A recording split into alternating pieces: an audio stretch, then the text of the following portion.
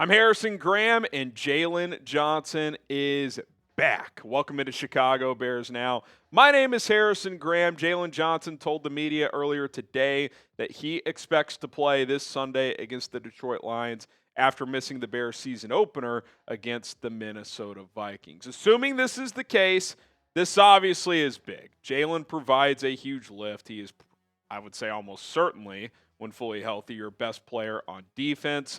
As he has played at a very, very high level the last couple of years. 2023, he was an All-Pro. Last year, he was still very good as well, even though his overall, PFF grades, the coverage numbers dipped a little bit. He was still excellent. And, is he the difference in that Week 1 game? It's hard to say. Nahshon Wright obviously played well, but then when he got banged up, you were pretty thin at corner by the end of that game. So definitely nice to get him back into the fold. We'll take a look at the injury report in a minute, but he was a full participant again today. I think he was pretty close to playing on Monday, but they went the cautious route. The question I'm really wondering is, who is your CB2 this week?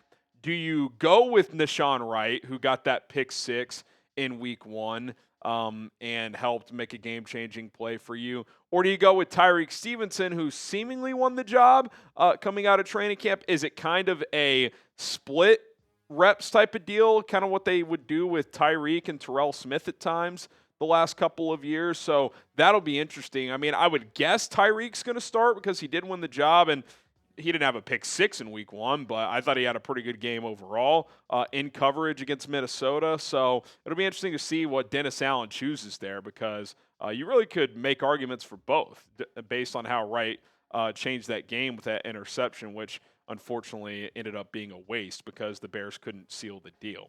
Who should be CB2 this Sunday? Type TS for Tyrique Stevenson or NW for Nahshon Wright. Who knows? They might even take Jaylon off a series here or there because it is his first game back, depending on the conditioning. But if he's full go, he needs to be on the field. So who should be CB2, that other outside corner? TS for Stevenson or NW for Wright? All right, the Bears injury report for Thursday has dropped, and it's the same as yesterday's. Yesterday's were estimates as they went through a walkthrough, but Kyler Gordon and Grady Jarrett did not practice. Gordon dealing with that hamstring that tightened up last Sunday. Grady Jarrett did not practice. He's dealing with some kind of knee issue. You kind of wondered, well, maybe it was just yesterday was kind of a rest day deal, but certainly seems like something's going on there. Roschon Johnson was limited with a foot. Jahdae Walker limited with an ankle. TJ Edwards limited with a hamstring. Josh Blackwell limited with a groin. DJ Moore also dealing with the groin, but he was a full participant. And, of course, Jaylon Johnson, who we just talked about as well. Doesn't look good for Kyler Gordon and Grady Jarrett. Now, Jarrett's a vet. Maybe it's one of those where he doesn't need to practice much this week, but if he's ready for game day, he'll go. But you hear hamstring for a corner like Kyler Gordon, I'm not that optimistic. I'd be surprised if it got turned around in time for him to play this Sunday. So you wonder, okay, who fills in at nickel? Probably Nick McLeod again. Blackwell's been limited. He played last week. You would think he'd be available, but they might just keep him solely on special teams. And it's kind of what we saw last week. Nick McLeod played a lot. He played 46 snaps, 82% of the Bears' defensive snaps in that season opener against the Minnesota Vikings. So I would expect more of the same. Now, again, it sounds like you're getting Jaylon back, so that's a win. But it sounds like Kyler Gordon a bit more of an uphill battle. As far as Grady Jarrett goes, Gervon Dexter, I thought, played really well last week. I thought he was your best DT. Andrew Billings, Chris Williams, neither played that well. Grady Jarrett, I thought, was solid.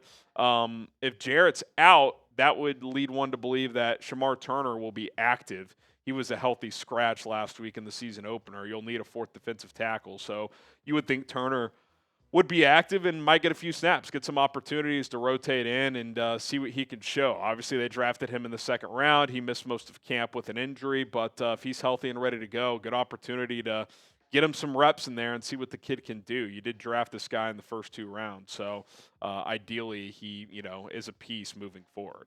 All right, we'll talk about the Lions injury side of things coming up after this break. We got to tell you guys about today's show being sponsored by Prize Picks. You and I make decisions every day, but on Prize Picks, being right can get you paid. Don't miss any of the excitement this season on Prize Picks, where it's good to be right.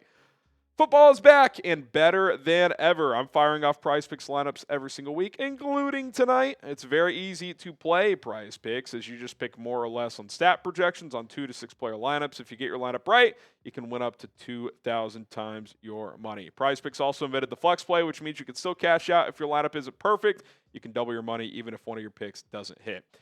Travis Kelce, a little max discount offer of the week, more than half a receiving yard. I've paired that with Ja'Cory Crosskey-Merritt for tonight's game, by the way. So if you want to use him, better get going quickly here. $20 entry to win $60. Of note, max discount plays can only be used once per user, so take note of that. Download the PrizePicks app today. Use code CLNS to get $50 in lineups once you play your first $5 lineup. That is code CLNS to get $50 in lineups after you play your first $5 lineup. Prize Picks, it's good to be right.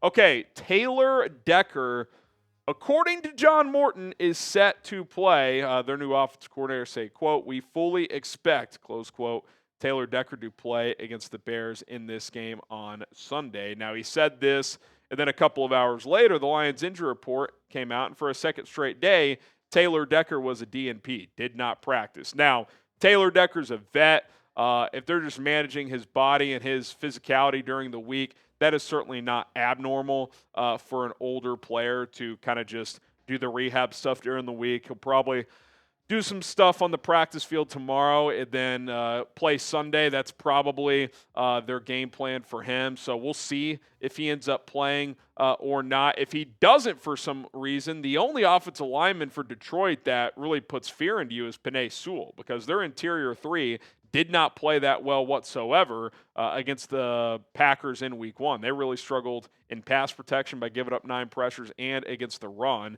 That, of course, being Christian Mahogany, Graham Glasgow, and Tate Ratledge. Ratledge being a rookie, Mahogany a second-year player.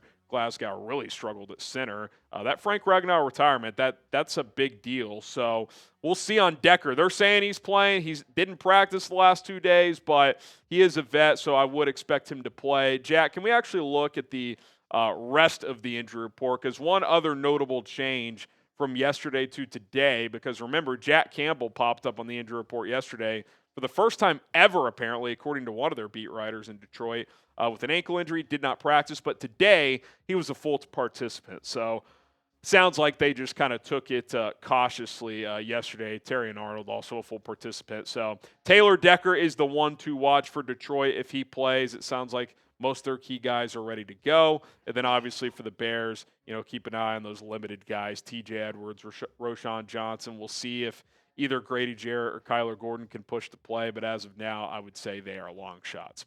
All right, Week 2 is upon us as the Lions are a healthy 5.5-point favorite. Over-under set at 47.5 points. So basically they're saying, 26-22, 27-21, something like that in favor of Detroit as Ben Johnson makes his return to Ford Field. But who cares what the bookies say? What do you say? Who do you got on Sunday afternoon? If you think the Bears are going to go in there and pull off the upset, type CHI. If you're rolling with the home team Lions, type DET.